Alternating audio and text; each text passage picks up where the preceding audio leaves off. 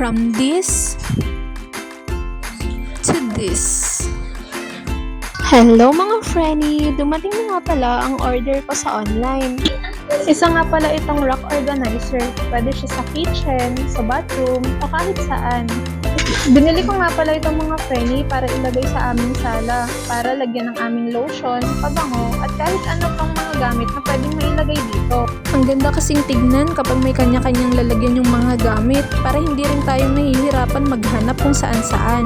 Meron nga rin pala itong gulong sa ilalim kaya hindi siya mahirap ilipat ng pwesto. Ako na nga rin pala yung nag-assemble nito kasi hindi naman siya mahirap ayusin.